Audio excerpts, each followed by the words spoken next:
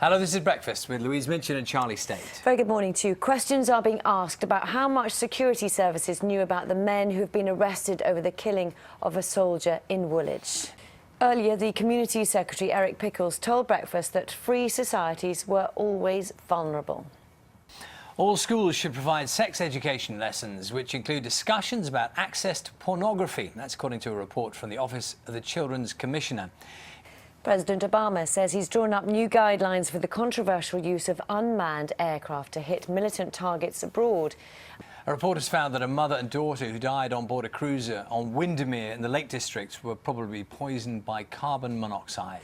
A section of a busy highway bridge has collapsed in the United States, sending cars and people into a river. The Boy Scouts of America have voted to welcome openly gay scouts into the organisation. Scientists have found evidence that some cockroaches have developed an aversion to the kinds of sugars used in bait traps. Sugar aversion is also spreading fast geographically. Was anyone listening to what I said then? Or were we all just going, we're just going, that's horrid. That's really horrid. Put everyone off their breakfast and honey and everything. Those are the main stories this morning. Cockroaches are getting tougher. Anyway, that's the headline. No, they don't like sugar. That's good. I was actually listening to what you were saying. They don't like sugar. Maybe that's a good thing. Good, OK. OK. Carol will have the bank holiday weather for you in a few minutes' time. Mike's got the spot. I'm all itchy now. Uncomfortable. I once saw flying cockroaches.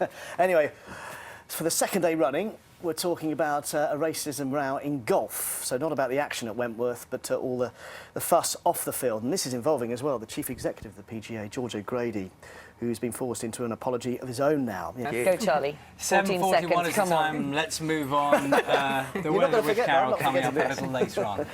Now, do you worry about what your children might be accessing online? A report published today has warned that many children are exposed to pornography when they're using the internet, and that can influence their attitudes to sex and relationships. Yes, the Office of the Children's Commissioner for England has called for sex education lessons in school to include discussions about exactly that. The Deputy Children's Commissioner, Sue Berolowitz, is in our Westminster studio for us this morning. Thank you so much for your time this morning. This is a real issue for a lot of parents, a real worry. What are you seeing in terms of the evidence? What are you hearing about the scale of the problem? The evidence is that lots of children are looking at pornographic materials, including of an extreme and violent nature. It's not only online on their PCs at home. Of course, they're looking at this stuff on their mobile phones and on their tablets. What we know is that viewing this material is influencing children's views of their sexual behavior and of things like what kind of risky behaviors they get involved in. We know that boys are much more likely to access this material, to do so by choice, than girls, who are more reluctant viewers and are more likely to be upset by what they see. OK, you're talking, one of your suggestions is that children should be given lessons about access to pornography quite early in school. Is that the right way, and why would that be the right thing to do? Well, what we're saying is that every school needs to be doing a good sex and relationships education, focusing primarily on the relationships, and that as part of that there ought to be conversations with young people and children about pornographic material, because they are seeing this stuff. Obviously, we're not saying that schools should be showing them pornographic materials, but it's about helping young people understand what healthy relationships, what respectful relationships are all about, that they should not feel pressured into doing things that feel uncomfortable because somebody has seen them, and most particularly if they do view upsetting materials, that they know to whom they can go and talk, because it's important to tell somebody and to be helped to make sense of what they see. OK, I just wanted to talk about that particularly because often this, as you say, happens accidentally, and people can put stops on the tablets and all the rest of it so children don't get access. But if children do see it accidentally, I mean, what should parents do? What do you then do?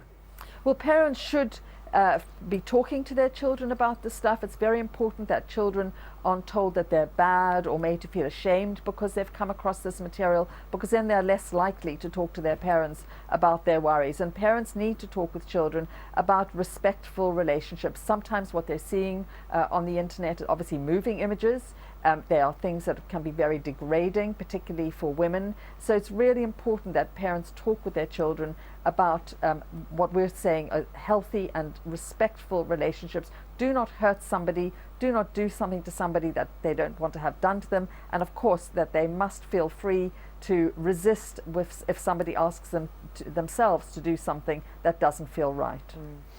Sue Berylowitz, thank you very much for your time this morning. Sue is Deputy Children's Commissioner for England, talking about that issue of worries about children getting access to pornography on the internet. 7:45, you're watching Breakfast from BBC News. Main stories here this morning. Also coming up in the programme later. So it's another bank holiday weekend, which is good, but the weather so far this summer, can I call it summer, has not been great, Carol. Are you going to paint us a lovely picture? Yeah, very much, Carol. That's nice to hear a little bit of good news. Thank you, Carol. We're going to talk about car recalls now. Nissan. Thanks very much. It's that time of year, isn't it? People start thinking about music festivals, digging out the wellies, despite what Carol was saying a moment ago, and getting the tents out. 37,000 music lovers are getting ready for the start of the UK's biggest free music festival tonight. BBC Radio 1's Big Weekend is being held in Londonderry as part of the City of Culture celebrations. Chris Buckler is there for us now. Very good morning to you. Very good. I think just bring the wellies is probably a good idea. 10:55 the time. It's still to come. I thought you said 10:55, sorry. 7? OK, is it really? That would be bad. This is Breakfast. Now to get the news, travel and weather where you are. See you in a minute.